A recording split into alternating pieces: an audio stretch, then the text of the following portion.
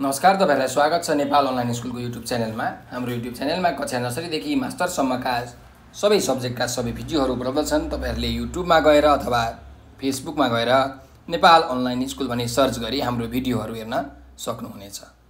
र हाम्रो भिडियोलाई लाइक, सब्स्क्राइब र शेयर गरेर नेपाल अनलाइन स्कुलको सहयोगी हात बलिदिनु होला भनेर अनुरोध गर्दै म आजको कक्षा सञ्चालन गर्न गइरहेको छु। सधैँझैं म कृष्णदास हजुरहरुको अगाडि उपस्थित भइसकेको छु र आज म तपाईहरुलाई कक्षा 10 को नेपाली विषयको एउटा सेट क्वेशन्सहरु यो सल्भ गर्न गइरहेको छु।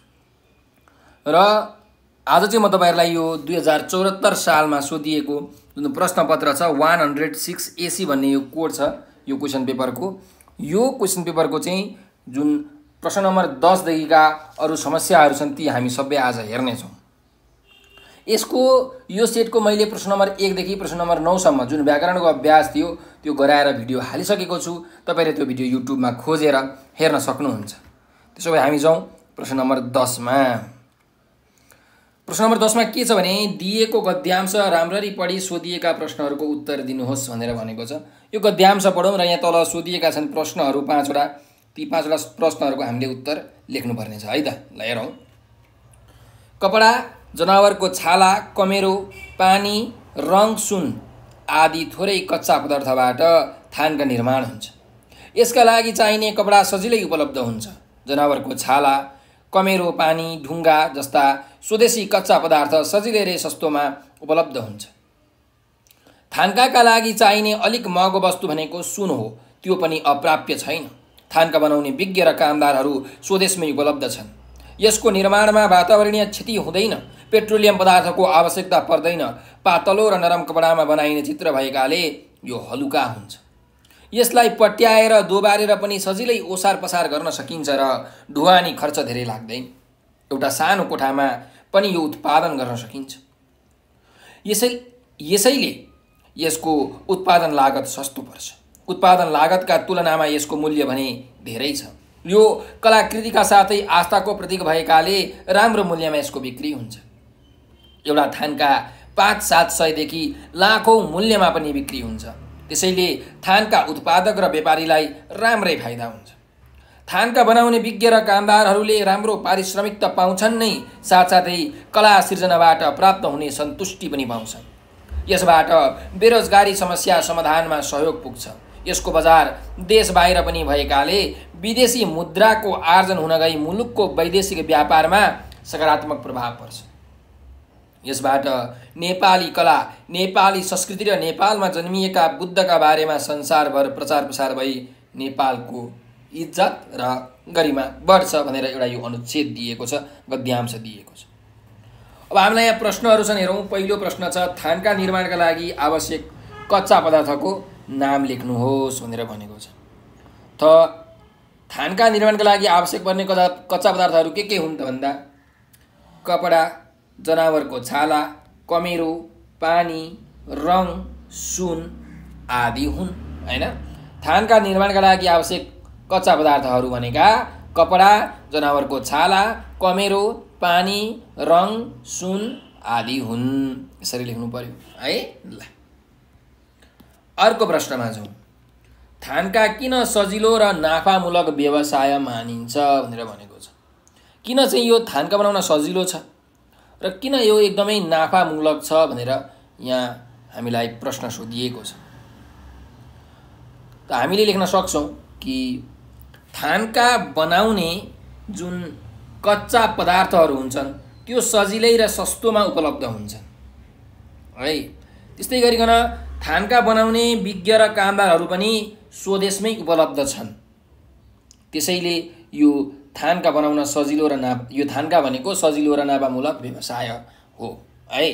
त थानका किन सजिलो र नाफामूलक व्यवसाय मानिन्छ भन्दा थानका बनाउने कच्चा पदार्थहरू सजिलै पाइने भएकाले, सजिलै र सस्तोमा पाइने भएकाले, साथसाथै थानका बनाउने विज्ञ र कामदारहरू पनि स्वदेशमै उपलब्ध हुने भएकाले थानका सजिलो र नाफामूलक व्यवसाय मानिन्छ भनेर हामीले उत्तर लेख्न सक्छौं है। अब अर्को प्रश्नमा जाउँ। माथिको अनुच्छेदमा यसको निर्माणमा वातावरण क्षति हुँदैन, पेट्रोलियम पदार्थको आवश्यक पर्दैन भन्ने वाक्यलाई संयुक्त वाक्यमा परिवर्तन गर्नुहोस् भनेको छ। अब जुन यो वाक्य छ, यो वाक्य भनेको चाहिँ सरल वाक्यमा छ, यसलाई संयुक्त वाक्यमा हामीले परिवर्तन गर्नुपर्ने छ। संयुक्त वाक्यमा के हुन्छ भने जुन संयोजकहरू हुन्छन् नि तिनीहरूको प्रयोग हुन्छ। व्याकरणका कोटिहरू र, तर, अनि, पनि, त्यसैले हो यस्ता खालके शब्दलाई हामी के भन्छौँ? संयोजक भन्छौँ। कुनै पनि दुईटा वाक्य, कुनै पनि दुईटा शब्दलाई जुन जोड्ने शब्द हुन्छ त्यसलाई हामी संयोजक भनेर भन्छौँ। त हामीले यो वाक्यलाई कसरी संयुक्त वाक्यमा परिवर्तन गर्न सक्छौँ भन्दाखेरि यसको निर्माणमा वातावरणीय क्षति हुँदैन र पेट्रोलियम पदार्थको आवश्यकता पर्दैन, यसरी हामीले चाहिँ संयुक्त वाक्यमा परिवर्तन गर्न सक्छौँ। अझ राम्रो बनाउने हो भने यसको निर्माणमा वातावरणीय क्षति हुँदैन र पेट्रोलियम पदार्थको पनि आवश्यकता पर्दैन, यसरी हामीले एउटा संयुक्त वाक्य निर्माण गर्न सक्छौँ। अब हामी जाउँ अर्को प्रश्नमा। घ नम्बरको प्रश्न छ, विज्ञ शब्दको पर्यायवाची शब्द लेखी त्यसलाई वाक्यमा प्रयोग गर्नुहोस् भनेर भनेको छ। विज्ञ भनेको के हो त भन्दाखेरि कुनै पनि विषयको दक्षलाई, जानकार व्यक्तिलाई, सिपालु व्यक्तिलाई हामी विज्ञ भनेर भन्छौँ। तपाईले यो विज्ञ शब्दको पर्यायवाची शब्द लेख्न सक्नुहुन्छ। उस्तै अर्थ दिने शब्द भनेको दक्ष अथवा जानकार अथवा सिपालु, जे लेखे पनि भयो। यो सबै के हो त? विज्ञको पर्यायवाची शब्द हो। अब यो पर्यायवाची शब्दलाई प्रयोग गरेर हामीले एउटा वाक्य बनाउनु पर्नेछ है। त्यसैले हामी यो दक्ष शब्दलाई लियौँ र एउटा वाक्य बनाऊँ कि मानिसले जुन विषय पढे पनि त्यसको दक्ष हुन सके जीवन सफल हुन्छ। यसरी वाक्य बनाउन सकिन्छ। ठिक छ। र उदाहरणको लागि मैले एउटा वाक्य बनाएँ, तपाईले पनि यस्तै अरू वाक्य बनाएर लेख्न सक्नुहुन्छ है। अब अर्को यहाँ प्रश्नमा जाउँ। ग नम्बरको प्रश्न छ, माथिको अनुच्छेदमा भएको कामदारहरूको शब्दको कारक र विभक्तिको नाम लेख्नुहोस् भनेको छ। यहाँ जुन कामदारहरूले भन्ने एउटा शब्द छ, यो शब्दमा कुन कारक र कुन विभक्तिको प्रयोग भएको छ हामीले लेख्नुपर्ने छ है। त कर्ता कारक, कर्म कारक, करण हैन, सम्प्रदान, आपादान, अधिकरण यी सबै कारकका नामहरू हुन्। प्रथमा विभक्ति, द्वितीय, तृतीय, चतुर्थी, पञ्चमी, षष्ठी, सप्तमी यी विभक्तिका नामहरू हुन्। त जुन यो कामदारहरूले भनेको छ, कसले? त कामदारहरूले भनेको कुनै पनि वाक्यमा यदि कसैले काम गर्छ भने, कुनै काम गर्छ भने त्यसलाई हामी कर्ता भन्छौँ। त्यही भएर यो कामदारहरूले भन्ने जुन शब्द छ यसमा कर्ता कारक प्रयोग भएको छ र कर्ता कारकमा जहिले पनि प्रथमा विभक्ति लाग्छ। त्यसैले जुन यो ले भन्ने एउटा यहाँ व्याकरणको कोटी छ, यो भनेको प्रथमा विभक्ति हो। त्यसैले माथिको अनुच्छेदमा भएको जुन यो कामदारहरूले भन्ने शब्द छ यसमा चाहिँ कर्ता कारक र प्रथमा विभक्ति रहेको छ भनेर हामीले लेख्न सक्छौँ। ठिक छ। ल अर्को प्रश्नमा जाउँ। प्रश्न नम्बर 11। तलको गद्यांश पढी सोधिएका प्रश्नको उत्तर लेख्नुहोस् भनेर भनेको छ। यो गद्यांश हामी पढौँ र यहाँ सोधिएका प्रश्नहरूको जुन उत्तरहरू छन् हामी लेख्नुपर्ने छ।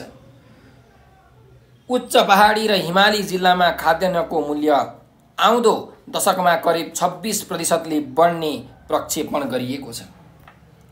आपूर्ति मन्त्रालयले तयार पारेको 10 वर्षे बजार मूल्य माग तथा आपूर्तिको प्रक्षेपण प्रतिवेदन अनुसार पहाडी र हिमाली जिल्लामा आगामी 10 वर्षमा 25.49%ले बढ्ने प्रक्षेपण गरिएको छ।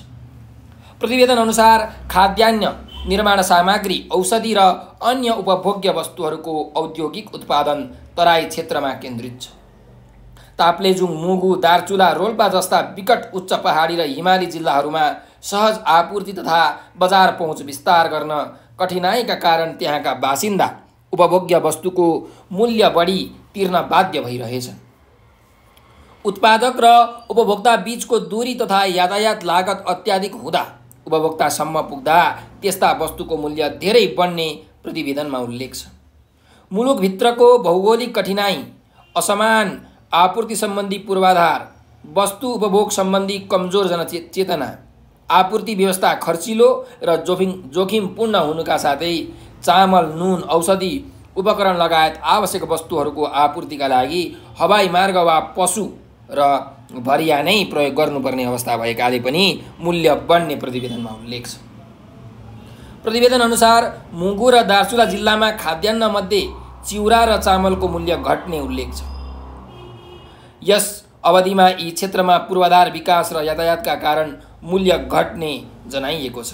मुगुमा मोटा चिउरा 22.5%, मसिनो चामल 7.56%, मोटा चामलको मूल्य 13.57% घट्ने जनाएको छ।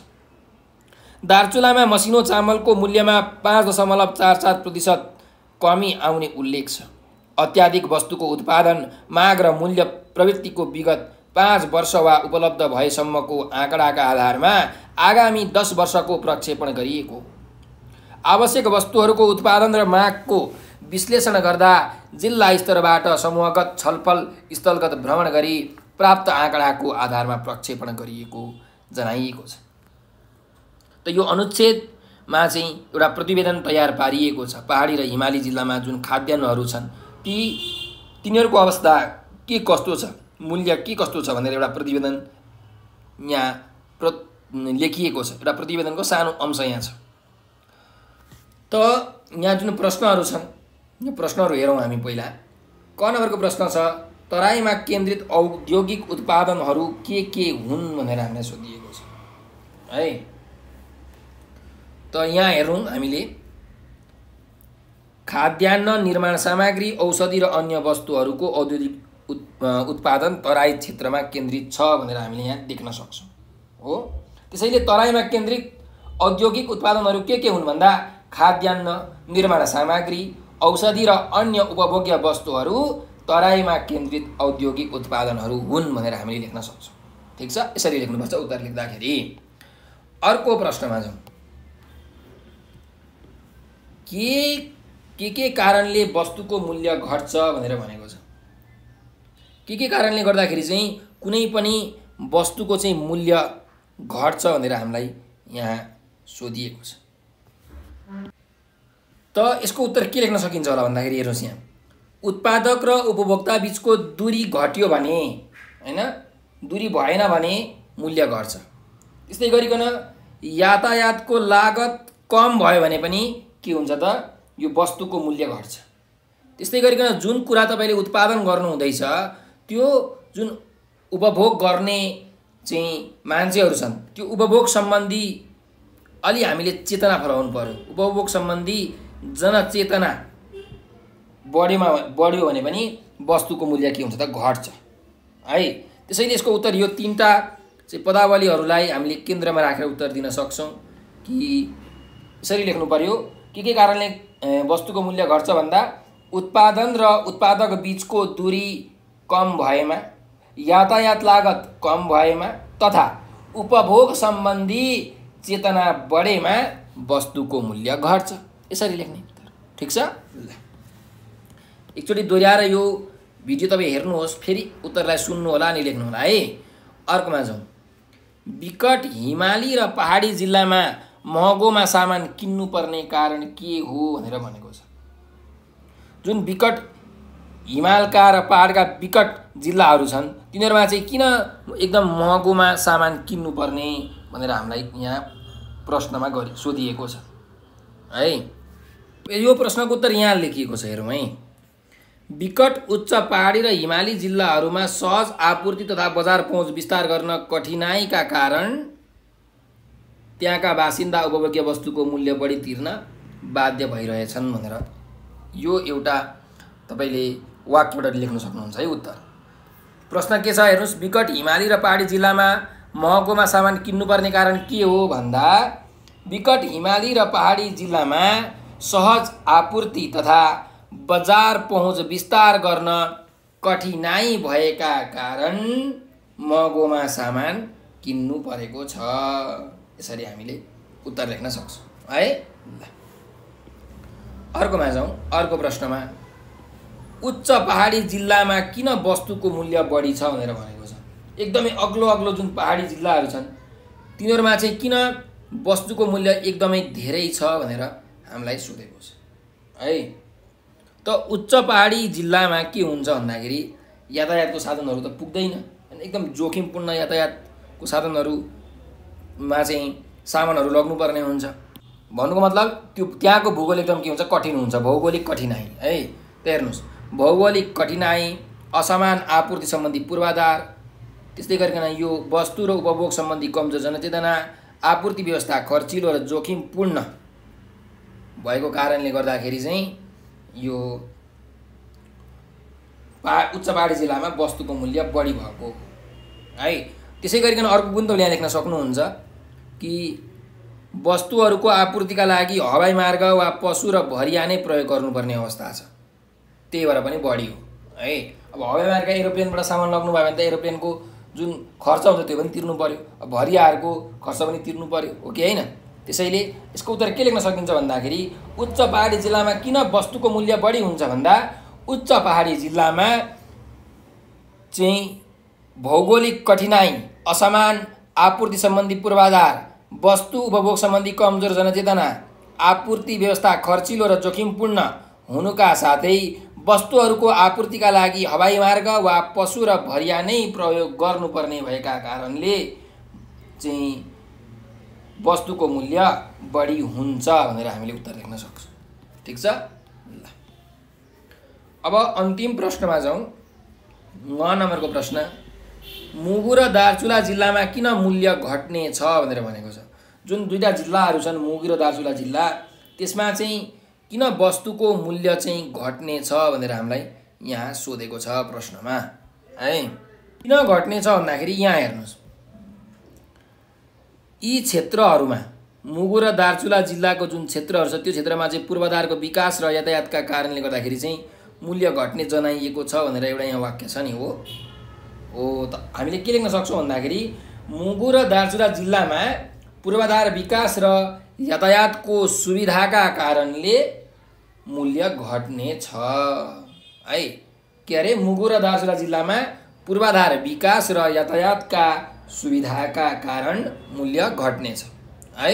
यसरी तपाईहरुले उत्तर लेख्न सक्नुहुन्छ। ल अब अर्को प्रश्नमा जाउँ।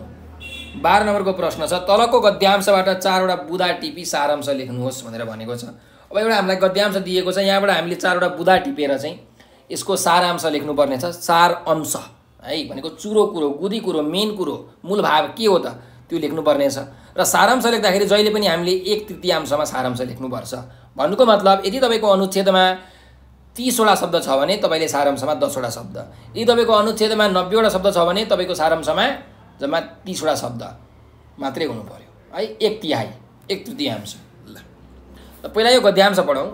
बाल्यकालमा सन्दुक रोहित निकै चञ्चल स्वभावका थिए। दार्जिलिङको बसाइले उनको जीवन सङ्घर्षशील बन्न पुग्यो। उनी जन्मदेखि कहिल्यै लामो यात्रामा निस्किएका थिएन। त्यसैले घरबाट धेरै टाढा आफन्तहरू कोही नभएको ठाउँमा बस्नुपर्दा उनलाई निकै नरमाइलो लाग्यो। उनले अनेक पीडा र अभावको सामना पनि गर्नु पर्यो। त्यहाँ बस्दा उनले संसारमा आफू एक्लो भएको र आफन्त जति सबै सकिएका हुन् कि जस्तो महसुस गरे। वर्षमा 2 पल्ट 15-15 दिनका लागि विद्यालयमा बिदा त हुन्थ्यो, तर घरमा आउन 15-16 दिन लाग्ने हुनाले 4-5 वर्षसम्म उनको घर परिवारसँग सम्पर्क हुन सकेन। अहिले जस्तो संसारको सुविधा पनि त्यो समयमा थिएन। वर्ष दिनमा एकपल्ट उनलाई भेट्न पुग्ने बुबासँगै आमाले पठाइदिएको कोसेली पातको पोकामा सायद उनी आफ्नो आमाको अनुहार देख्थे। बुबालाई भेट्न पाउँदा उनको खुसीको कुनै सीमा हुँदैनथ्यो। जसरी भए पनि अनेक समस्या झेल्दै उनी त्यहाँ पढ्दै थिए। यसै बेला चीन र भारत बीच सीमा युद्ध भयो। त्यहाँका सबै विद्यालयहरू बन्द भए अनि सन्दुक रोहित पनि नेपाल फर्के भनेर एउटा यहाँ सन्दुक रोहितको जीवनीबाट एउटा अनुच्छेद हामीलाई यहाँ दिएको छ। अब यो अनुच्छेदबाट हामीले 4 वटा बुँदा टिप्नुपर्ने छ। 4 वटा मुख्य पोइन्टहरू चाहिँ टिप्नुपर्ने छ। त पहिलो बुँदा तपाईले के लेख्न सक्नुहुन्छ भने यहाँ हेर्नुस्, सन्दुक रोहित एकदमै चञ्चले स्वभावका थिए हो, र सन्दुक रोहितले चाहिँ कोही पनि आफन्त नभएको चाहिँ दार्जिलिङमा चाहिँ एकदमै धेरै के गर्नु परेको थियो त, सङ्घर्ष गर्नु परेको थियो हो।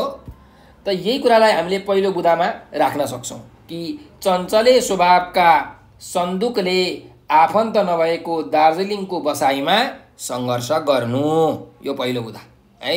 अथवा सङ्घर्ष गरेका। फेरि एकचोटि, चञ्चले स्वभावका सन्दुकले आफन्त नभएको दार्जिलिङको बसाइमा सङ्घर्ष गरेका। यसरी पहिलो बुदा हामीले लेख्न सक्छौँ। त्यसै गरिकन अब दोस्रो बुदामा जाउँ। दोस्रो बुदा के हो भन्दाखेरि उनी दार्जिलिङमा चाहिँ एक्लै बसेका थिए होइन। कोही नभएको ठाउँमा एक्लै बस्नु पर्दाखेरि उनलाई नरमाइलो लाग्थ्यो, नरमाइलो महसुस हुन्थ्यो र संसारमा कोही पनि आफन्त छैनन् होइन। आफू एक्लो भएको आफन्त जति सबै सकिएका हुन् कि जस्तो उनलाई महसुस हुन्थ्यो। हो त यो कुरालाई हामीले समेटेर दोस्रो बुदा लेख्न सक्छौँ है। ल हेर्नुहोस्, दोस्रो बुदा कसरी लेख्ने भन्दाखेरि एक्लै बस्नु पर्दा नरमाइलो महसुस गर्नु र संसारमा आफन्त कोही पनि नभएको ठान्नु है। यसरी हामीले चाहिँ यो दोस्रो बुदा लेख्न सक्छौँ। ल अब जाउँ तेस्रो बुदामा। तेस्रो बुदा के हामी लेख्न सक्छौँ भने यहाँ हेरौँ कि अहिलेको जस्तो सञ्चारको सुविधा त्यतिखेर थिएन। त्यो समयमा त सञ्चारको सुविधा थिएन है। त्यस्तै गरिकन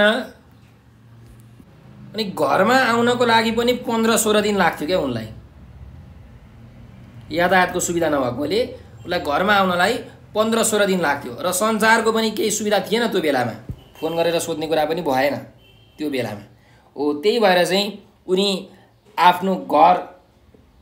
आफ्नो घर जान एकदम कठिन हुन्थ्यो र ऊ आफ्नो घर गएनन् है। 4-5 वर्षसम्म उनी आफ्नो घर पनि गएनन्।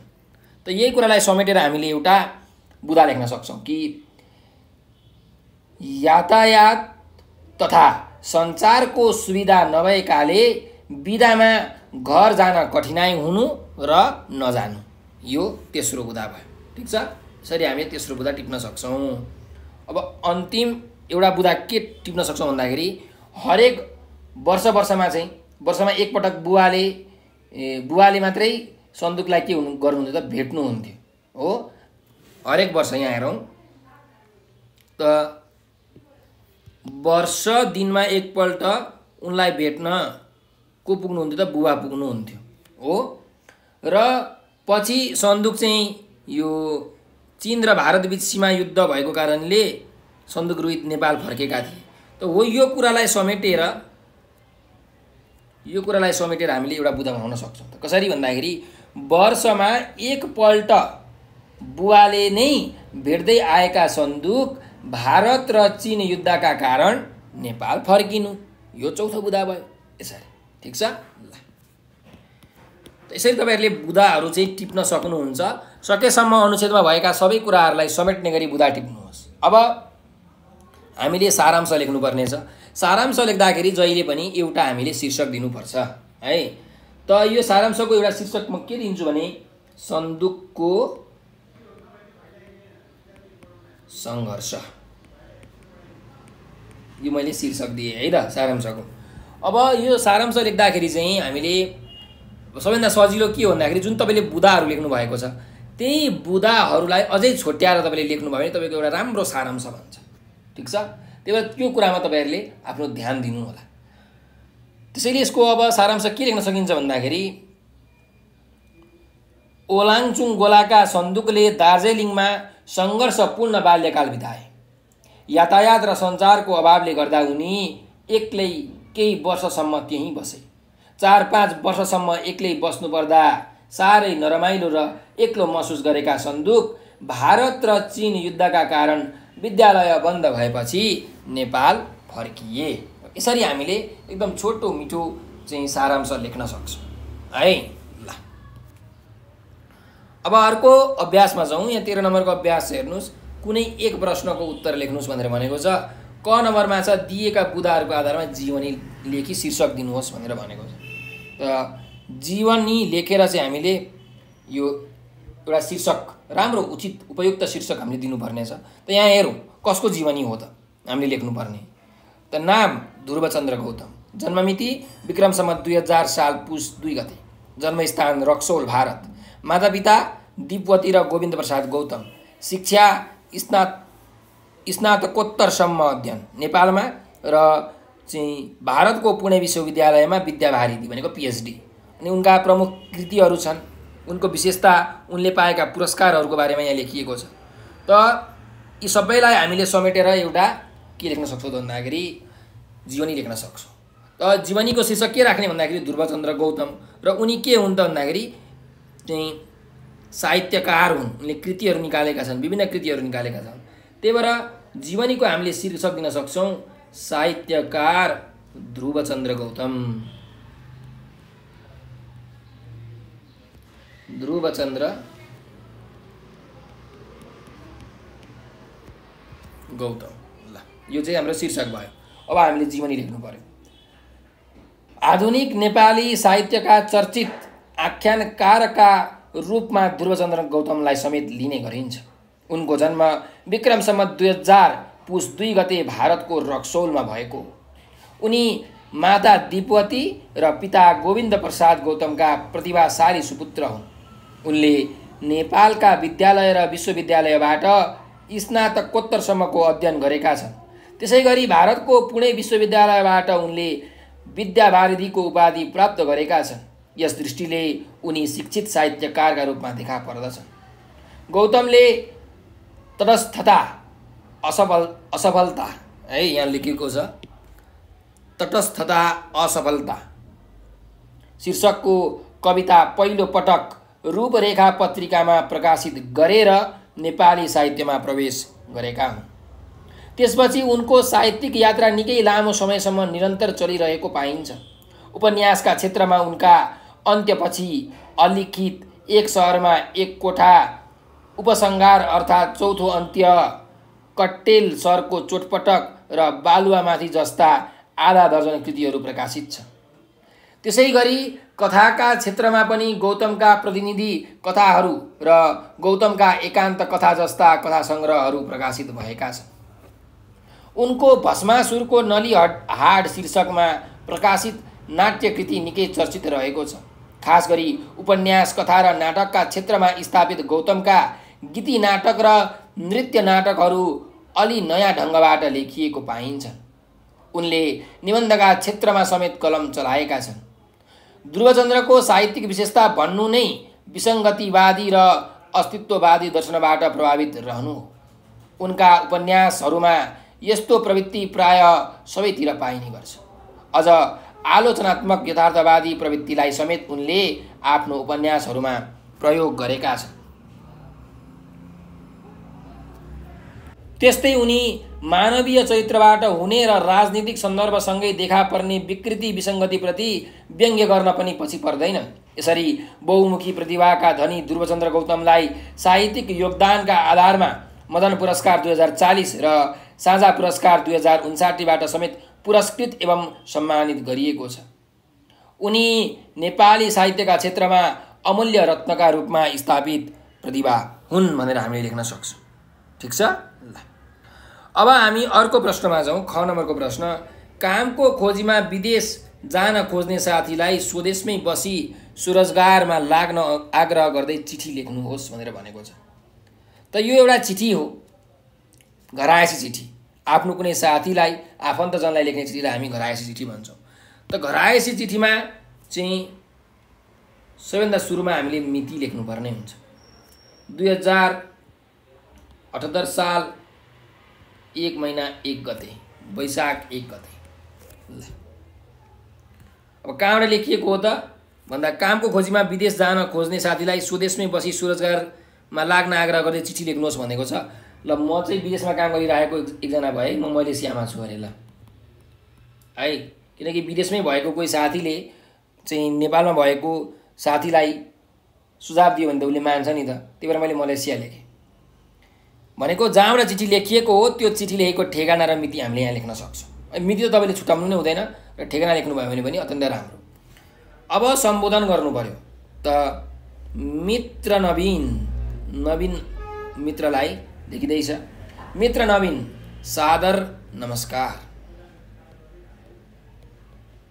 सम्बोधन र शिष्टाचार यहाँ लेख्नुपर्ने हुन्छ। अब घरायसी चिठीमा हामीले चाहिँ विषय खुलाउनु पर्दैन है। अब यहाँ तपाईँले विषय लेखिराख्नु पर्दैन। तपाईँले कसरी सुरु गर्नु पर्यो भन्दाखेरि, यहाँ हामी सबै परमेश्वरका कृपाले आरामै छौँ, त्यहाँ तिमी र तिम्रा बुवामा पनि आरामै हुनुहुन्छ होला भनी आशा एवं विश्वास लिएको छु। साथी, धेरै दिन भयो हाम्रो भेट नभएको। सुन्दैछु तिमी विदेश जाने तर्खरमा छौ अरे। पक्कै पनि तिमीलाई स्वदेशमा बसेर आय आर्जन गर्ने अनुकूलता भएन होला। अरू साथीहरू झैँ तिमी पनि सायद मलेसिया र कतार जस्ता कुनै मुलुक जाने इच्छाले भिसा बनाउँदैछौ। साथी, मलाई थाहा छ तिमीभित्र प्राविधिक सिपको भण्डार छ। तिमी हाउस वायरिङदेखि प्लम्बिङ जस्ता थुप्रै कामहरू जान्दछौ। तिमीले आफूभित्र रहेको सिपलाई स्वदेशमै सदुपयोग गर्न सक्छौ पनि। हो, सुरुमा तिम्रो क्षमतालाई मानिसले त्यति नबुझ्लान्। स्वदेशमा निरन्तर आफ्नो क्षमता देखाइरह्यो भने एक दिन तिम्रो मूल्याङ्कन हुन्छ नै। साथी, तिमीलाई थाहा नै होला कि सुखीराम चौधरीलाई पनि पहिले कसैले चिन्दैनथ्यो। उनी पनि विदेश जानका लागि तयार हुँदै थिए, तर घर परिवारले सँगै काम गरौँ भनेपछि उनी बिस्तारै काममा लाग्दै गए। सानो हार्डवेयरको पसल खोलेका चौधरीले आज मुलुकका धेरै सहरहरूमा आफ्नो सिप र व्यापार बढाएका छन्। आफू मात्रै होइन, कैयौँ सिप सिकेका नेपालीहरूलाई रोजगारी पनि दिएका छन्। त्यस्तै तिमी गाउँ सहरहरूमा निर्माण भइरहेका घरहरूका लागि सक्षम व्यक्ति हौ। इन्जिनियर र ठेकेदार अथवा घर धनीसँगै भए पनि भेटेर आफ्नो क्षमताबारे भन्न साथ तिमीलाई सबैले काम दिन्छन् र तिम्रो आर्थिक समुन्नति हुँदै जान्छ। एक दिन तिमीले नै हजारौँलाई सिप सिकाएर रोजगारी दिने अवस्था आउनेछ। अतः मित्र नवीन, म एउटा हितैषी मित्रको हैसियतले स्वदेशमै बसेर स्वरोजगारमा लाग्नु बेस हुन्छ भन्ने सल्लाह दिन्छु। हाम्रो भेट भइरहोस्। आजलाई यतिमै कलम विश्राम गर्छु भनेर अन्तिममा तपाईँले सम्बन्ध ज्ञापन गर्नुपर्ने हुन्छ। तपाईँको के सम्बन्ध हो त, जसलाई तपाईँले चिठी लेख्नु भएको छ उसँग के सम्बन्ध हो, त्यो सम्बन्ध तपाईँले ज्ञापन गर्नु पर्यो। यसरी लेख्नुहोस्, उही तिम्रो साथी अथवा उही तिम्रो प्यारो मित्र, जे लेखे पनि भयो है। र आफ्नो नाम लेख्नु पर्यो। अब मेरो नाम खेमराज ढकाल, ल, र कहाँबाट लेखेको हो त, मलेसियाबाट लेखेको हो है। त खेमराज ढकालले मलेसियाबाट चाहिँ आफ्नो साथी नवीनलाई एउटा चिठी यहाँ लेखेको नमुना मैले तपाईँहरूलाई प्रस्तुत गरेँ। अब यो चिठी लेखिसकेपछि जहिले पनि विद्यार्थीहरूले हेर्नुहोस् खामको नमुना बनाउँदैनन्। खामको नमुना बनाउनै पर्छ, त्यो बनाएपछि राम्रो अङ्क आउँछ है। त खामको नमुना बनाउँदाखेरि यहाँ हेर्नुहोस्, म तपाईँलाई देखाउँछु। यसरी बनाउनु पर्यो। यहाँ टिकट हुन्छ, एउटा टिकट तपाईँले टाल्नुपर्ने हुन्छ। ल, अब एकातिर पठाउने व्यक्ति, अर्कोतिर पाउने व्यक्ति। पठाउनेलाई भनिन्छ प्रेषक, पाउनेलाई भनिन्छ प्रापक। प्रेषक र प्रापक। अब यहाँ प्रेषक जसले पठाएको हो उसको नाम लेख्नु पर्यो, खेमराज ढकाल, उसको नाम। त्यसै गरिकन उसको ठेगाना, कहाँबाट पठाएको हो त, क्वालालम्पुर। ल, क्वालालम्पुर मलेसिया, मलेसियाको क्वालालम्पुर भन्ने सहरबाट पठाएको हो यो खेमराज ढकालले यो चिठी। त कसले पाएको हो, पाउने को हो भन्दा नवीन भट्टराई। नवीन भट्टराई। ठेगाना के हो त भन्दा उर्लाबारी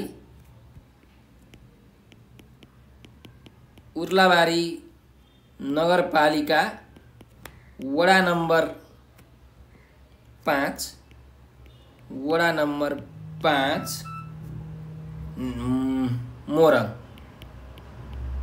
मोरङ नेपाल। ल, यसरी तपाईँहरूले पठाउने व्यक्ति र पाउने व्यक्तिको नाम र ठेगाना चाहिँ लेख्नुपर्ने हुन्छ। ठिक छ। ल, त्यसरी हामीले चिठीहरू लेख्न सक्छौँ है।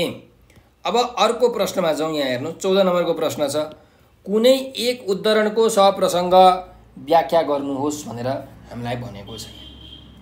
त पहिलो एउटा यहाँ कसैको भनाइ दिएको छ, एउटा वाक्य दिएको छ, परमेश्वर म कृतज्ञ हुँ, मेरो पौरखलाई धिक्कार छ भनेर यहाँ भनिएको छ।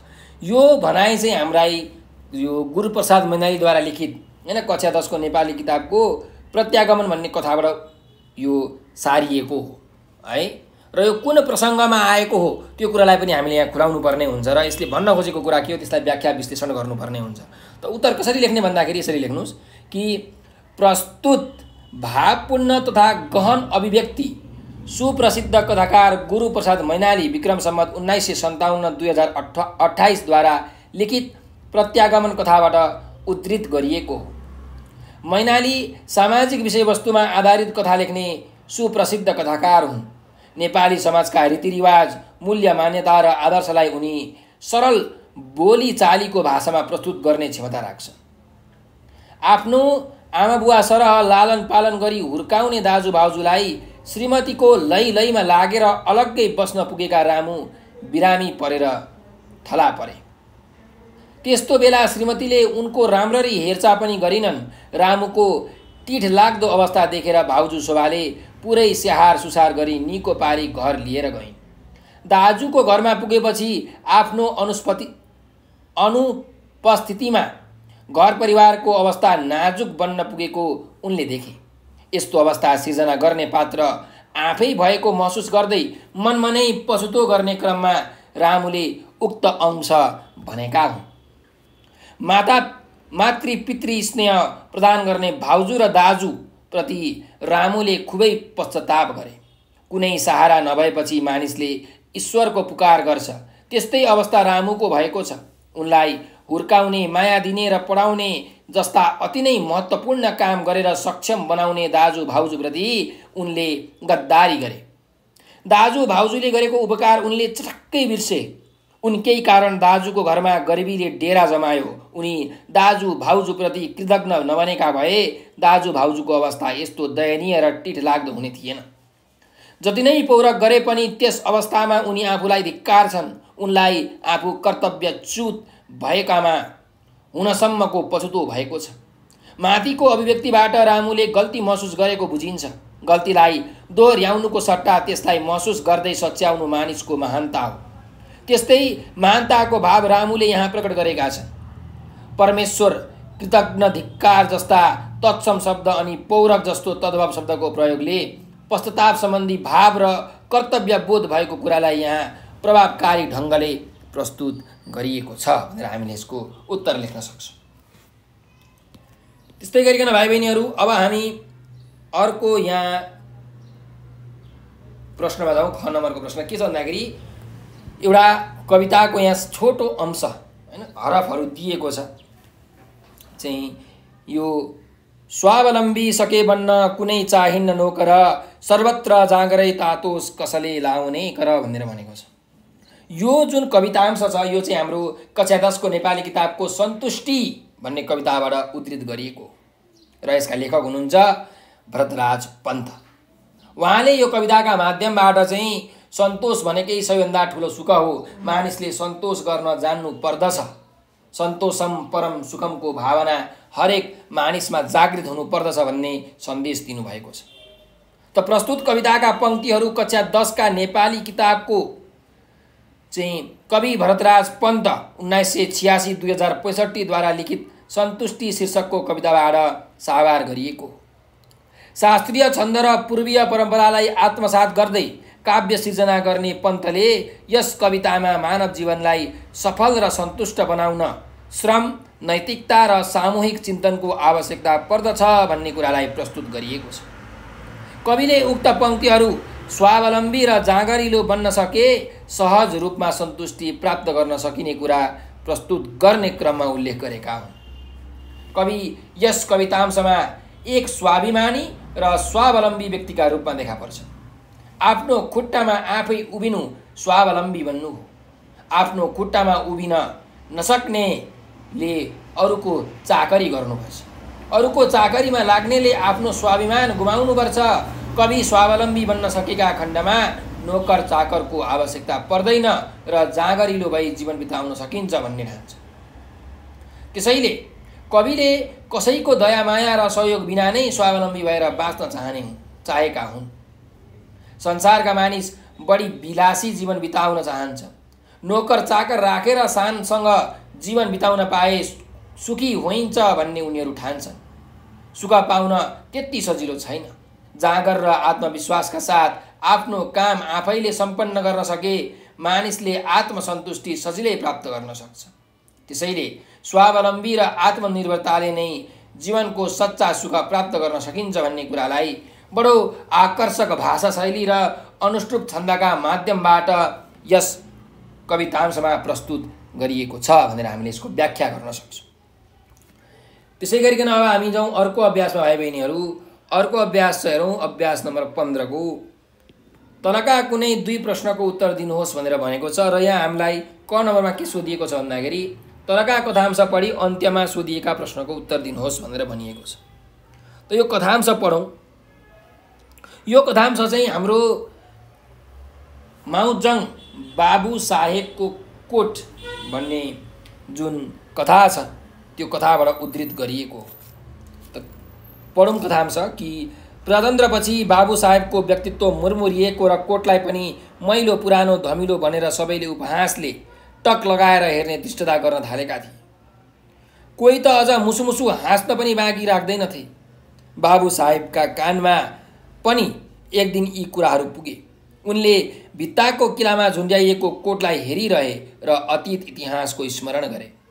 उनले सम्झे कि पकज साहेबबाट बक्सिएको यही कोट परचक्री समय हरे आज त्यस्तो कोटलाई हाम्रो पकजले बकस दिएको भनेर होच्याउने भनेर यसरी चाहिँ एउटा सानो कथांश यहाँ यो कथाको भाग यहाँ दिएको छ। अब यहाँ हामीलाई प्रश्नहरू छन्, हेर्नुहोस् 2टा प्रश्न छ। प्रजातन्त्र आएपछि बाबु साहेबको व्यक्तित्व र कोटमा के कस्तो परिवर्तन देखियो भनेर भनेको छ। अब यसको चाहिँ तपाईँले 7-8 लाइनको चाहिँ एउटा ठिक्कसँगले उत्तर लेख्नुपर्ने हुन्छ। तपाईँले जुन कथा पढ्नु भएको छ त्यो कथाको आधारमा यसको उत्तर लेख्नुपर्ने हुन्छ। यहाँ जुन कथांश दिएको छ यो कथांश चाहिँ तपाईँहरूलाई सजिलो बनाउनको लागि दिएको। यदि तपाईँहरूलाई केही कुरा याद छैन भने यो कथांशले तपाईँहरूलाई कुराहरू सम्झाउँछ। त प्रजातन्त्र आएपछि बाबु साहेबको व्यक्तित्व र कोटमा चाहिँ के कस्तो परिवर्तन भयो त भन्दा प्रजातन्त्र आएपछि बाबु साहेबको व्यक्तित्व र कोटमा आमूल परिवर्तन देखियो। राणाकालमा जनताका सामु पर्दा धाक रवाफ र सुख शैलमा बिताउने बाबु साहेब प्रजातन्त्र आएपछि उनको व्यक्तित्व मुरमुरिन थालेको छ। पहिले उनका अगाडि पर्न पनि गाह्रो मान्ने मानिसहरू उनलाई देखेर डराउन छाडेका छन्। उनको व्यक्तित्वको प्रतीक वा गौरवको प्रतीक बनेको मास रङको कोट मैलो पुरानो र धमिलो बन्दै गएको थियो।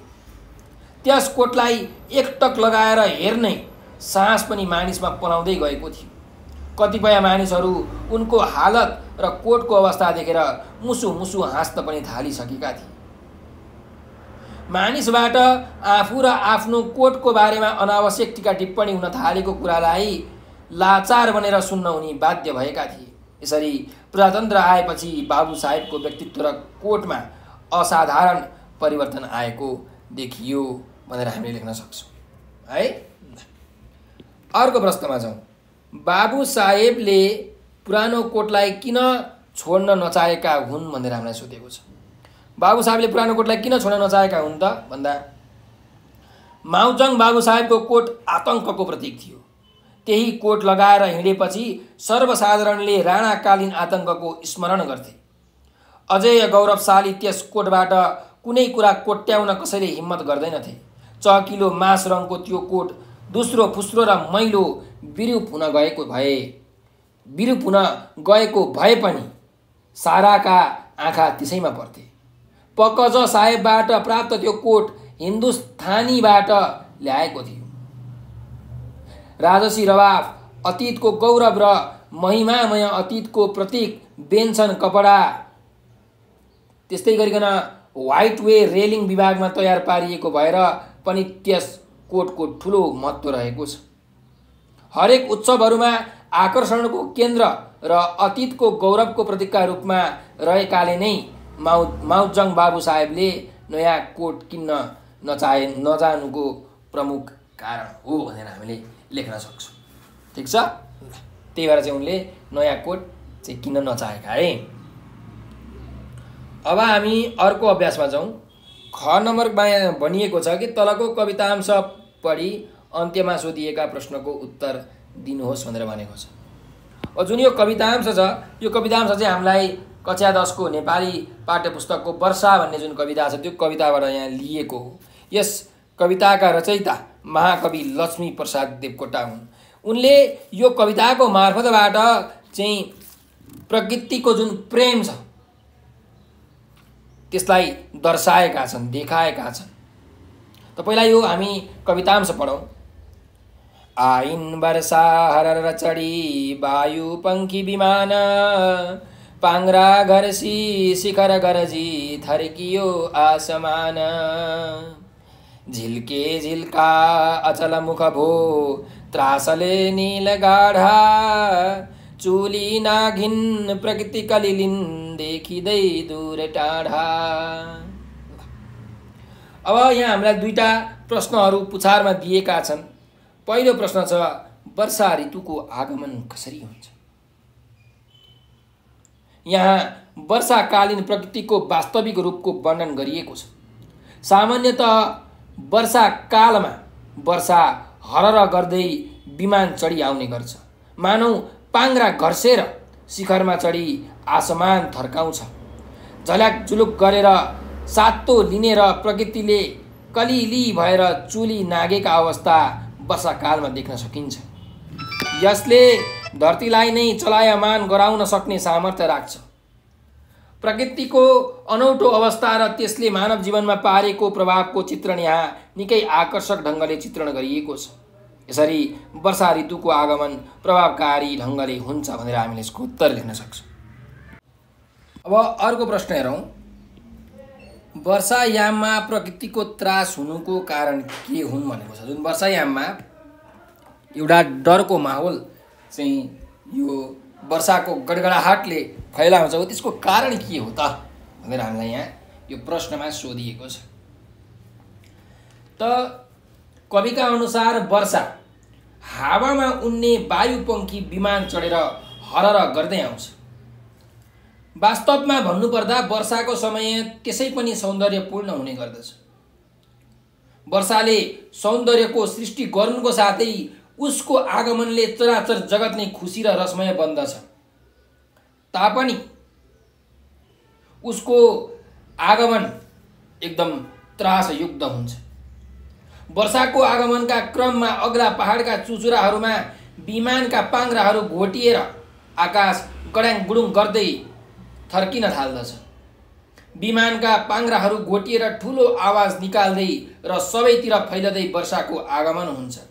त्यो आगमन सामान्य प्रकृतिको नभएर डरलाग्दो किसिमको हुन्छ भने अर्कातिर वर्षाको आगमन निकै भयानक रहेको हुन्छ। वर्षाकालीन प्रकृति आफै भयङ्कर रूप लिएर देखा पर्छ। यसले जमिन शिखर अनि आसमान थर्काउँदै आफ्ना क्रियाकलापहरू गर्छ। अनेक रूप देखाउँदै आउने वर्षा आफैमा सृजनाको प्रतीक हुन्छ। त्यसैले वर्षायाममा प्रकृतिको त्रास हुने हो भनेर तपाईहरूले यसको उत्तर लेख्न सक्नुहुन्छ। अब हामी अर्को प्रश्नमा जाउँ। ग नम्बरको प्रश्न हेरौँ के छ।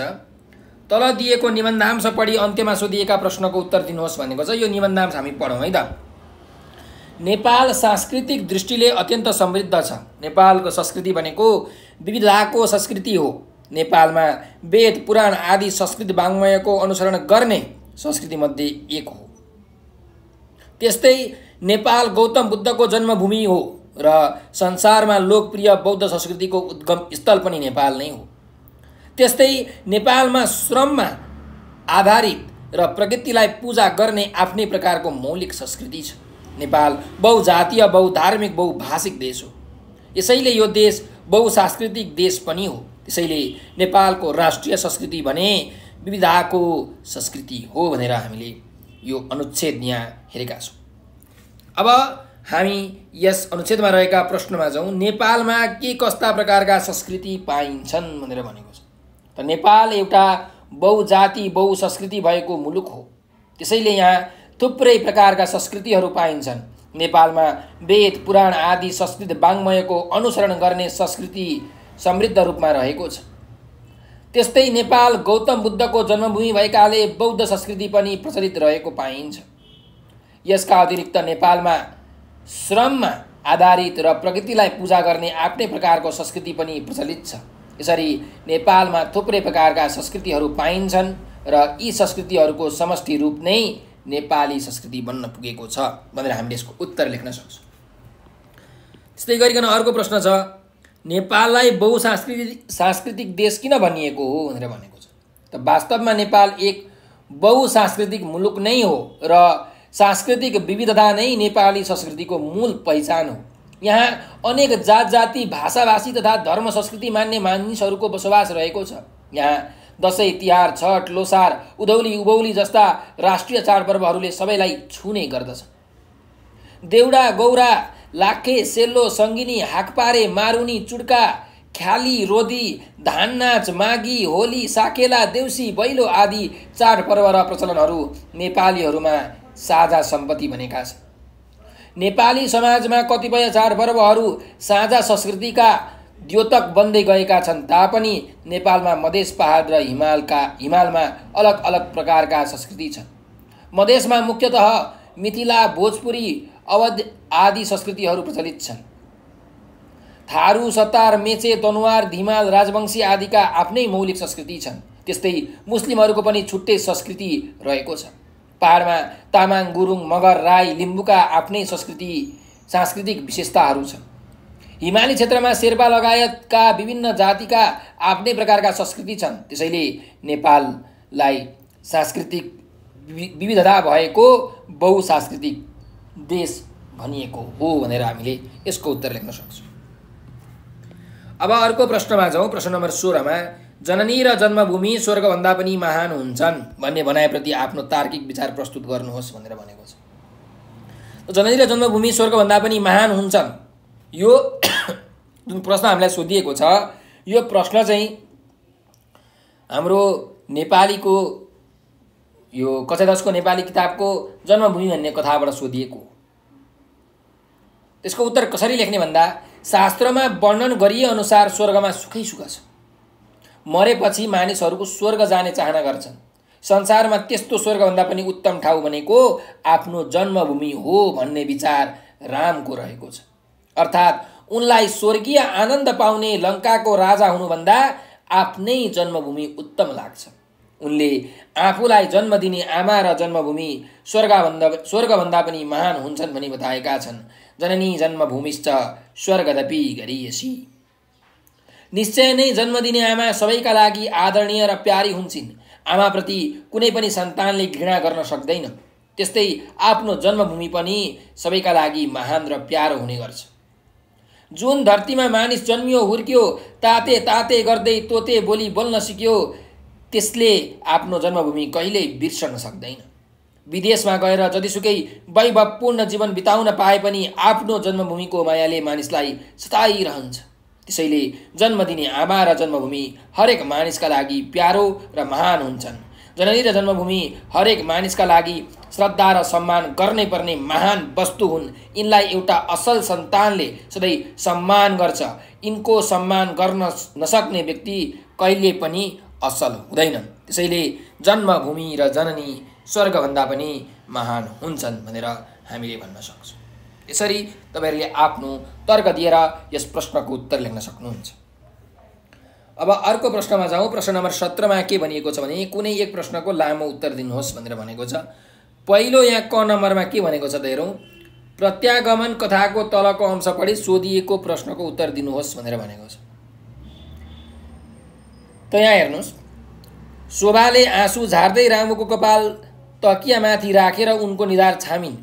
भुङ्रो जस्तो ज्वरो रहेछ अनि शोभाले रामुको कपाल सुमसुम्याउँदै रुन्चे स्वरमा भनिन्, नरौ बा म आइपुगेँ, अब तिमीलाई बिसेको हुन्छ। र एउटा यहाँ प्रश्न दिएको छ, शोभाका चारित्रिक विशेषताहरू उल्लेख गर्नुहोस् भनेर।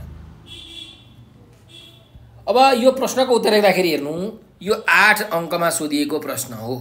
त्यही भएर तपाईले चाहिँ यो जुन प्रश्न सोधिएको छ यो कुन पाठबाट सोधिएको हो, पाठको नाम के हो, यसका कथाकार को हुन्, हैन, यी सबै विषयमा हामीले जानकारी यहाँ गराउनु पर्ने हुन्छ।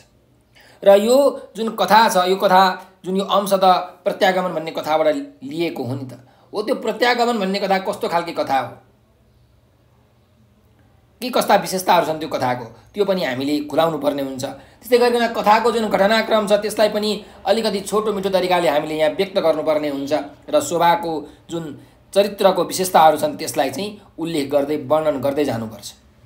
यसको उत्तर यसरी लेख्न सकिन्छ कि सुप्रसिद्ध कथाकार गुरुप्रसाद मैनाली 2057-2028 द्वारा लिखित प्रत्यागमन एक सामाजिक विषयवस्तुमा आधारित लोकप्रिय कथा हो। यस कथाले नेपाली समाजको वास्तविकतालाई जीवन्त रूपमा उतारेको छ। नेपाली समाजको पारिवारिक द्वन्द्व, मूल्य, मान्यता, रीति परम्परा, आदर्श आदिलाई यस कथामा प्रस्तुत गरी नैतिक सन्देश दिइएको छ। यस कथामा आएकी शोभा एक उच्च आदर्शले युक्त असल नारीका रूपमा देखिएकी छिन्। उनका चरित्रमा थुप्रै अनुकरणीय विशेषताहरू फेला पर्दछन्। शोभा निर्मल चन्द्रकी श्रीमती र रामुकी सौतेनी भाउजू हुन्। उनी गरिब परिवारकी छोरी र बुहारी पनि हुन्। उनको चरित्रमा गरिबी र त्यसले निम्त्याउने जटिलता सहन गर्न सक्ने सामर्थ्य छ। आफू सौतेनी भाउजू भए पनि उनले कहिले रामुप्रति नराम्रो व्यवहार गरिनन्। आकाश जस्तै विशाल हृदय भएकी शोभाले 1.5 वर्षको टुहुरो रामुलाई अपार मातृत्व प्रदान गरिन्।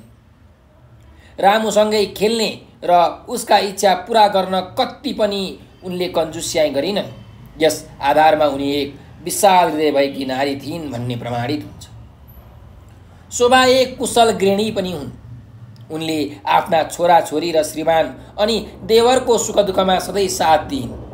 छोराछोरीको उचित लालन पालन र सौतेनी देवरको पढाइ अनि विवाह आदि कुरामा एउटी आदर्श आमाले गर्ने कर्तव्य शोभाले पूरा गरिन्। सौतेनी देवर रामुको प्रगतिमा रमाउने शोभा असल गुण भएकी नारी रत्न हुन्।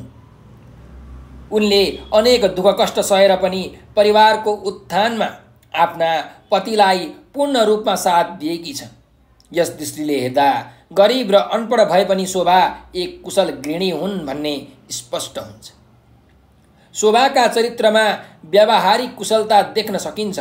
चाहे रामुको हेरचाह होस्, चाहे उसको विवाहका समयमा उनले निभाएको भूमिका होस्, वा रामु बिरामी परेर थला परेको अवस्था देखाएको त्यागलाई हेर्दा उनी साँच्चीकै आदर्श नारी थिइन् भन्ने कुरा प्रष्ट हुन्छ। बिरामी रामुलाई श्रीमतीले वास्ता नगरेको थाहा पाएर शोभाले अति नै अप्ठ्यारो परिस्थितिमा समेत साथ दिइन्। बिरामीलाई सफा लुगा फेरिदिने, मैला लुगा धुन दिने, सफा सुग्घर गर्ने, औषधि र पथ्य कुरा खाने दिने, दिनरात रामुका सिरानी लिएर बसेर रुमालले हम्किदिने सम्मको काम उनले गरिन्। उनको हेरचाह र स्याहार सुसारबाट अपार आनन्द पाएका रामुले अन्त्यमा भाउजूसँगै घर फर्किने कुरा गर्दा शोभाले दाजुलाई एकपटक सोध्नु उचित हुने सल्लाह दिइन्। उनको सम्पूर्ण चरित्र, विचार र व्यवहारलाई हेर्दा उनका चरित्रमा व्यावहारिक कुशलता स्पष्ट रूपमा देख्न पाइन्छ। यिनै आदर्शले भरिपूर्ण शोभाका चरित्रका चारित्रिक विशेषताहरूले गर्दा निर्मल चन्द्रको गरिबीको मारमा थिलथिलो भएको घरमा सुख र शान्तिले बास गरेको थियो। यो शोभाको त्यागमय आदर्शले मात्र सम्भव भएको हो भनेर हामीले यसको उत्तर लेख्न सक्छौँ है त। यसरी तपाईहरुले शोभाको चारित्रिक चाहिँ शोभाको चरित्रको विशेषताहरूको चाहिँ वर्णन, व्याख्या, विश्लेषण गर्न सक्नुहुन्छ। अब अर्को प्रश्नमा जाउँ। म सडक बोल्दैछु शीर्षक कविताको पंक्ति गुच्छा पढी सोधिएको प्रश्नको उत्तर दिनुहोस् भनेर भनेको छ। यहाँ जुन म सडक बोल्दैछु भन्ने कविता छ, यसको यो पंक्तिहरूको गुच्छा दिएको छ, समूह दिएको छ र यो एउटा गद्य कविता हो। यसलाई हामीले चाहिँ कुनै छन्दमा गाउन सक्दैनौँ, तर यसलाई यति गति र लय मिलाएर हामीले पढ्नुपर्ने हुन्छ। र यो जुन कविता छ म सडक बोल्दैछु भन्ने कविता पारिजातद्वारा रचित एउटा कविता हो र यसमा उनले जुन सडकको मर्म छ, सडकको जुन भाव छ, त्यसलाई समेटेकी छिन्। अब हामी यो कवितांश पढौँ। सडक हुँ बाढीमा डुब्न सक्छु, सडक हुँ पहिरोले पुरिन सक्छु, माटो ढुङ्गा पन्छाए पानीको बेल तह लगाए, फेरि देखिन सक्छु, जोडिएर फेरि चालु हुन सक्छु, सडक हुँ हराउँदिन, सडक हुँ कहिले भाँचिन्न, मसँग यति नै अपेक्षा राख, मसँग यति नै अपेक्षा राख। यसरी यो कवितांश हामीले यहाँ पढिसकेका छौँ। अब हाम्रो यहाँ प्रश्न एउटा छ, हेरौँ। सडक भएर सडकले भोग्नुपर्ने कठिनाई र सङ्घर्षलाई मानव जीवनसँग कसरी तुलना गर्न सकिन्छ? लामो उत्तर लेख्नुहोस् भनेर भनेको छ। त पारिजात 1994-2050 द्वारा लिखित म सडक बोल्दैछु एक चर्चित लोकप्रिय गद्य कविता हो। नेपाली साहित्यकी चर्चित प्रतिभा पारिजातले कथा, उपन्यास, कविता, आत्मसंस्मरण जस्ता विधाहरूमा कलम चलाएकी छ। यस कवितामा सडकलाई वक्ता बनाएर सिर्जनाका निम्ति सडकको सहनशीलतालाई सहज एवं स्वाभाविक रूपमा प्रस्तुत गरिएको छ। सडकले भोग्नु परेका अनेकौं कठिनाई र सङ्घर्षलाई मानव जीवनमा आरोपित गरेर तुलना गर्न सक्ने अवस्था रहेको पाइन्छ। सडक निर्जीव वस्तु भए पनि मानव जीवनसँग तुलनीय हुन सक्छ। जसरी सडकले अस्तित्व रक्षाका लागि अनेक कठिनाई र सङ्घर्षहरू गर्नुपर्छ, त्यसै गरी मानव जीवनमा पनि आफ्नो अस्तित्व रक्षाका लागि अनेकौं कठिनाई र सङ्घर्षहरूको सामना गर्नै पर्छ। जसरी सडक पहिरोले पुरिन्छ र त्यसलाई हटाएर अस्तित्वमा ल्याइन्छ, त्यसै गरी अनेक समस्याले पीडित बन्ने मानिसले आइपर्ने समस्याहरू पन्छाउँदै अघि बढ्नुपर्ने बाध्यता रहेको हुन्छ। सडकको अस्तित्व निमित्यान्न पार्न जतिसुकै ठुल्ठुला चुनौतीहरू आइपरे पनि त्यसको अस्तित्व समाप्त भएर जाँदैन। त्यस्तै मानव जीवनलाई अनेकौं चुनौतीले घेरे पनि त्यसको अस्तित्व जीवितै रहेको हुन्छ। यसै गरी सडकले आफ्नो अस्तित्व निरन्तर रहने अपेक्षा गरेको छ र उसले जतिसुकै कठिनाई र सङ्घर्ष भोग्नु परे पनि निमित्यान्न हुन नसक्ने कुरा प्रस्तुत गरेको छ। त्यसै गरी मानव अस्तित्व समाप्त गर्न ठुल्ठुला चुनौतीहरू पार गर्नु परे पनि मानव जीवनको अस्तित्व समाप्त हुन नसक्ने कुरा सडकको जीवन गतिसँग मानव जीवनलाई तुलना गर्न सकिन्छ। जसरी सडकलाई मानिसहरूले झुर सडक, रद्दी सडक, एकदम कस्तो नराम्रो सडक भनेर गाली हेला तिरस्कार गर्ने गर्छन्, त्यसै गरी मानिसहरूलाई पनि अरू मानिसहरूले एउटा मानिसहरूलाई अर्को मानिसले चाहिँ हेला तिरस्कार गर्ने गर्छ, अपमान गर्ने गर्छ। जसरी सडकले यी कुराहरू सहन्छ, हरेक मानिसले पनि यी सबै दुःख, कष्ट, वेदना, पीडाहरू आफ्नो जीवनमा सहनै पर्छ। सडकले दिनहुँ अनेक कठिनाई भोग्नु परेको र सङ्घर्ष गर्नु परेको देख्न सकिन्छ।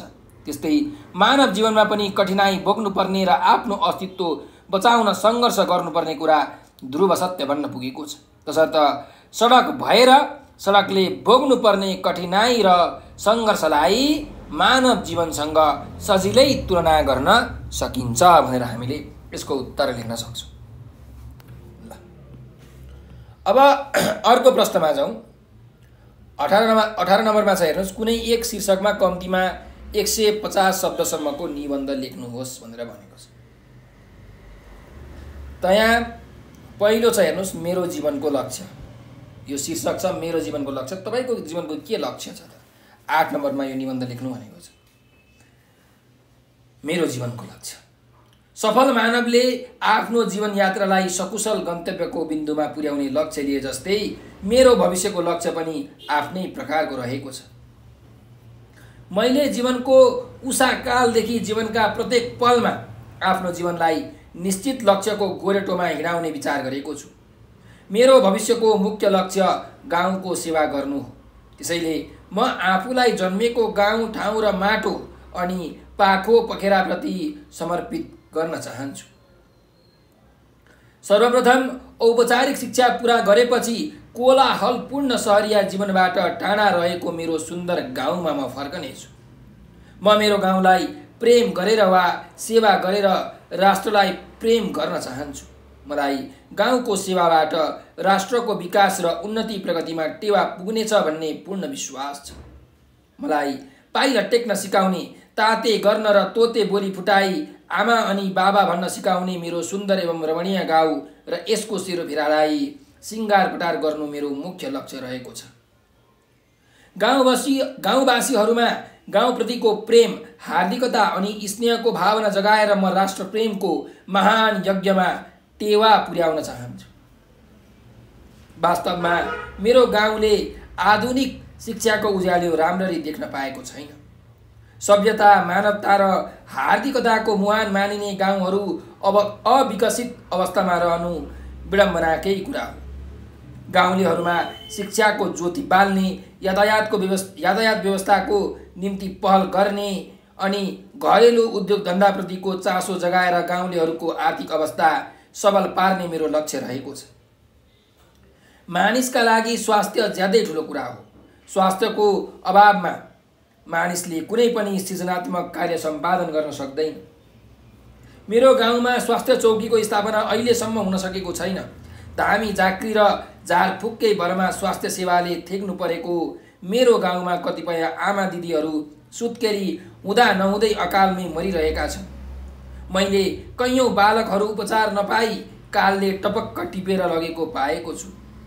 झाडा बान्ता र अन्य महामारी रोग फैलादा धेरै गाउँलेहरूलाई कालले चुडेर लग्दा मेरो मुटुमा ठुलो चोट पुगेको छ।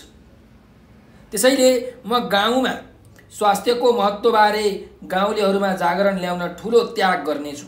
मेरो गाउँलाई गरिबी, शोषण र अन्धविश्वासले आक्रान्त पारेको छ।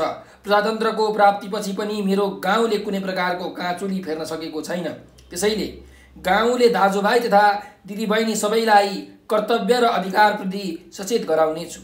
गाउँमा निजी स्तरमा विद्यालय, औषधालय र पुस्तकालय खोलेर गाउँको सेवामा समर्पित गर्दै रमणीय र मुटुभन्दा प्यारो गाउँको सेवा गर्न चाहन्छु। मेरो मुख्य जीवनको लक्ष्य गाउँलाई सबै कुराबाट सिँगार्नु, गाउँकै माया गर्नुपर्छ भन्ने भावना सबैमा जगाउनु, गाउँको सेवा गरी राष्ट्रोत्थानमा नवायाम थप्नु नै मेरो मुख्य लक्ष्य रहेको छ। यसका लागि म आफूलाई भविष्यमा निस्वार्थ भएर लगाउन चाहन्छु। यही नै मेरो जीवनको अन्तिम लक्ष्य हुनेछ भनेर हामीले यो निबन्ध लेख्न सक्छौँ। त्यसै गरिकन भाइ बहिनीहरू, अब अर्को शीर्षकमा जाउँ। वातावरण प्रदूषण, इन्भाइरोमेन्टल पोल्युसन है। वातावरण प्रदूषण वनस्पति, जीवजन्तु, हावापानी, तापक्रम, ध्वनि, प्रकाश, माटो आदिको पारस्परिक क्रिया तथा अन्तर्क्रिया नै के हो त? वातावरण हो। वातावरणका दुई स्वरूपमध्ये भौतिक र सांस्कृतिक पर्दछन्। धरातलीय स्वरूप हावापानी तथा ताल, सागर, समुद्र, खनिज, माटो, वनस्पति आदि भौतिक वातावरणका अङ्ग हुन् भने मानिसद्वारा निर्मित घर, मठ मन्दिर, मस्जिद, बस्ती, कृषिभूमि, सडक, नहर आदि सांस्कृतिक वातावरणका अङ्ग हुन्। कुनै पनि ठाउँको भौतिक वातावरणले त्यस ठाउँको जनजीवन र त्यहाँको उन्नतिमा केही न केही प्रभाव पारेको हुन्छ तापनि मानव जातिका लागि निकै चुनौतीको विषयका रूपमा वातावरण प्रदूषणलाई लिइन्छ। वास्तवमा पृथ्वीको चारैतिर फिजिएको हावालाई दूषित पार्ने वा दोषयुक्त पार्ने काम वातावरण प्रदूषण हो। मानव सभ्यताको विकास सँगसँगै मानव समाजमा थुप्रै विकृति र विसङ्गतिहरू पनि जन्मिएका छन्। ती विकृति र विसङ्गति मध्ये वातावरण प्रदूषण पनि एक हो। प्राणीले धरतीमा जन्मन साथ सास फेर्ने काम गर्छ। उसले श्वास प्रश्वास लिने हावा नै स्वच्छ नभएमा उसको जीवन रोगग्रस्त र अस्वस्थ बन्न जान्छ। जीवनको आरोग्य र स्वस्थताका निम्ति वातावरण स्वच्छ हुनु आवश्यक छ। प्रकृति सदा स्वच्छ रहन्छ। सारा प्राणीलाई प्रकृतिले स्वच्छ वातावरण दिएर आफ्नो काखमा हुर्काएको मान्छेले प्रकृतिलाई नै जित्ने नाममा प्रकृतिको विनाश गरेको छ। मानिसले जति भौतिक विकास गर्दै लगेको छ त्यति नै वातावरण प्रदूषित बनेको छ। भौतिक विकासका कारण प्रकृतिका नदी, हावा, रुख र सम्पूर्ण हरियाली प्राय विकृत भएका छन्। खास गरी उद्योग एवं कल कारखानाको धुवाँ र त्यहाँबाट निस्केको दूषित पानी तथा सहर बजारमा ढल र फोहोरको समुचित व्यवस्था नगरेका कारण आजको वातावरण नै प्रदूषित बन्न गएको छ। वातावरण प्रदूषण हुने मुख्य कारणमा वनजङ्गलको जथाभावी फलानी पनि एक हो। वनजङ्गलको जथाभावी फलानी गरिएका कारणले हरियाली अपहरित हुन पुगेको छ। डाँडाहरू जताततै नाङ्गा, निर्वस्त्र र उजाड देखिन थालेका छन्। आज परमाणु शस्त्र अस्त्रको परीक्षण र युद्धका कारणबाट पनि वातावरणमा असर पुगेको छ। यस्तै जनसङ्ख्याको अत्याधिक वृद्धिका कारण वातावरण प्रदूषित बनेको छ। जनसङ्ख्याको वृद्धिसँगै फोहोर बढ्छ। फोहोर बढेपछि अनेक रोगहरूले प्राणीलाई आक्रमण गर्छ। आज वातावरणलाई प्रदूषित पार्नेमा सवारी साधन पनि हुन्। सवारी साधनबाट निस्केको धुवाँबाट धरती मात्र होइन आकाश पनि प्रदूषित बन्न गएको छ। यसै गरी अनियन्त्रित रूपमा बसोबास गर्नु, सुविधायुक्त ठाउँमा शौचालयको व्यवस्था नहुनु आदि कारणले गर्दा वातावरण प्रदूषित बनेको हो। यस्तै अस्पतालहरू र औद्योगिक कल कारखानाहरूबाट निस्केका अनेकौं फोहोरहरू फ्याँकिँदा वायुमण्डल र नदीनालाहरू पनि प्रदूषित भएका छन्। यसबाट मानिस मात्र नभई विश्वका अन्य सम्पूर्ण जीवजन्तुहरू पनि आक्रान्त बनेका छन्। सास फेर्दा दूषित वायुमण्डलले पार्ने दुष्प्रभाव र अन्य कुराहरूले मानव र अन्य प्राणीहरू समेत खतरामा परेको कुरा आजको मुख्य चुनौती वा समस्या हो। आज वातावरणीय असन्तुलन विश्वभर नै समस्याको विषय बनेको छ। निश्चय नै वातावरण प्रदूषणलाई नियन्त्रण गर्न सक्नु एउटा चुनौतीपूर्ण कार्य पनि हो। सरकारी र गैर सरकारी स्तरबाट सक्रियता देखाएर जनचेतना ल्याउन सके वातावरण संरक्षण सम्भव हुन्छ। तर यो कार्य आज त्यति सहज छैन। त्यसका लागि धेरै चुनौतीहरूको सामना गर्नुपर्ने हुन्छ। वातावरण प्रदूषणलाई हटाउन आज अनेकौं गोष्ठी तथा सेमिनारहरू भइरहेका छन्। ती गोष्ठीहरूमा थुप्रै धनराशि खर्च गरेर अनेकौं प्रस्तावहरू पारित गरिन्छन्, तर कार्यान्वयनको तहमा नपुग्दै भिलाएर जान्छ। अतः आज वातावरण प्रदूषण सम्पूर्ण प्राणीका लागि ठूलो समस्या बनेको छ। यसको समाधानका लागि संकल्पका साथ सबैले सचेत भएर अगाडि बढ्नु आवश्यक हुन्छ भनेर यसरी तपाईहरुले यो निबन्ध लेख्न सक्नुहुन्छ। अर्को यहाँ शीर्षक छ जलस्रोतको बहुउपयोगिता। जलस्रोत वाटर रिसोर्सेसको चाहिँ उपयोगिता कहाँ उपयोग हुन्छ त त्यसको विषयमा हामीले निबन्ध लेख्नु पर्यो। त नेपाल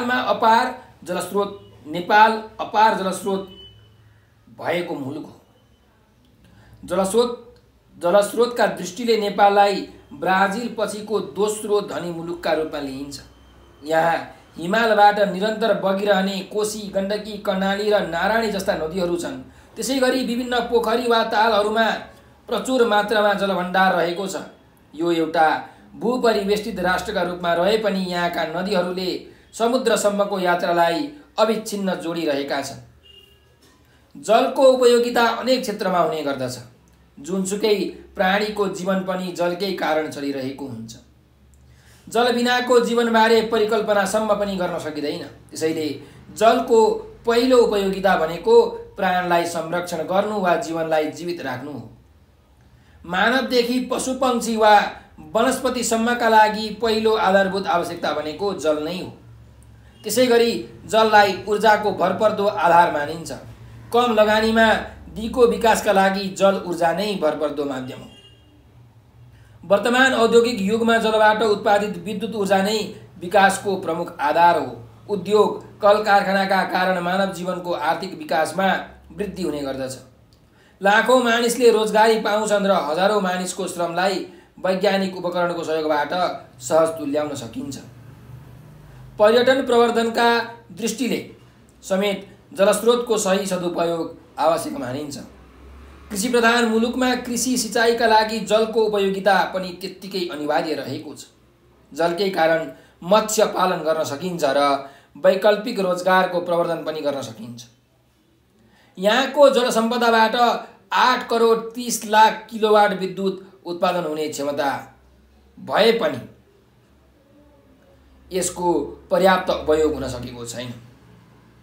हालसम्म 64 जिल्लाहरूमा विद्युत सेवा पुगेको छ र उत्पादित विद्युतको उपयोग 9.11% जनताले मात्र गर्न पाएका छन्। आगामी दशकभित्र यो 20%मा वृद्धि गर्ने लक्ष्य राखिएको छ। विद्यमान जलसम्पदाको समुचित उपयोग हुन सकेमा 26,50,000 हेक्टर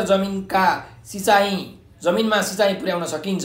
तर वर्तमान समयमा नगण्य मात्रामा सिँचाइ सुविधा प्राप्त भएको छ। काठमाडौँ पोखरा लगायत ठुल्ठुला सहरहरूमा अझै पर्याप्त खानेपानीको सुविधा हुन सकेको छैन। जे होस्, देशको चौतर्फी विकासका लागि जल सम्पदाको धेरै महत्त्व रहेको देखिन्छ। जलविद्युत विकास गर्न सकेमा यातायात, कृषि, स्वास्थ्य, उद्योग आदि विभिन्न क्षेत्रको विकास हुन गई जनताको जीवनस्तरमा समेत वृद्धि हुने कुरामा दुई मत छैन। जलको यति धेरै उपयोगिता रहे पनि र नेपाल जलस्रोतको धनी देश भए पनि यसको जहाँ जहाँ जति सदुपयोग हुन सक्नु पर्थ्यो त्यति सदुपयोग भइरहेको छैन भनेर हामीले यसरी निबन्ध लेख्न सक्छौँ। त भाइ बहिनीहरूलाई यो भिडियो कस्तो लाग्यो कमेन्टमा प्रतिक्रिया दिन नबिर्सनुहोला र तपाईहरु एउटा नम्बर टिप्नुहोस् 9849595895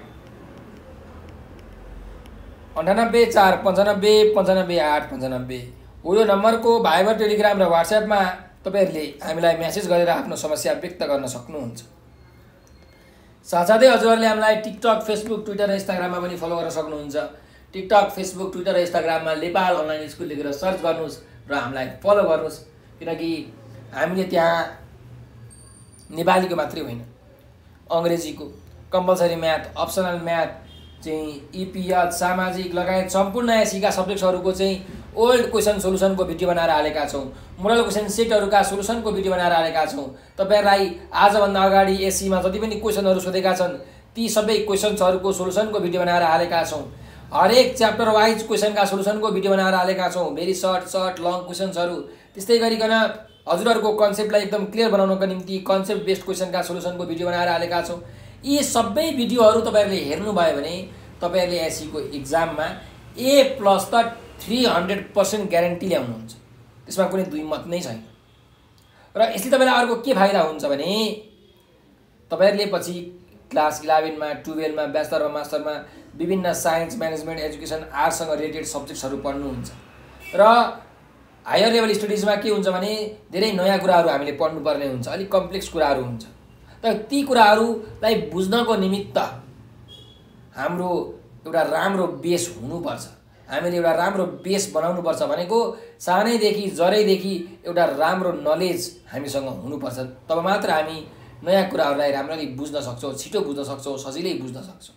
त्यसैले हाम्रो यो भिडियोहरूले तपाईहरुलाई एउटा राम्रो बेस बनाउन मद्दत गर्छ। हामीले युट्युबमा पुरै प्लेलिस्ट नै बनाएर सिरियल अर्डरमा च्याप्टर वाइज क्वेसनका सोलुसनको भिडियो हालेका छौँ। सेट क्वेसनहरूका पनि त्यही सिरियल वाइज भिडियो हालेका छौँ। ती भिडियो तपाईहरुले हेर्न सक्नुहुन्छ र हाम्रो भिडियोलाई लाइक, सब्स्क्राइब र शेयर गर्न भने नबिर्सनुहोला। यति भन्दै म आज बिदा दिन चाहन्छु। हजुरहरूले यो भिडियो अन्तिमसम्म हेरिदिनु भयो त्यसको लागि हजुरहरूलाई हृदयबाट धेरै धेरै धन्यवाद छ। स्वस्थ रहनुहोस्, व्यस्त रहनुहोस्, मस्त रहनुहोस्।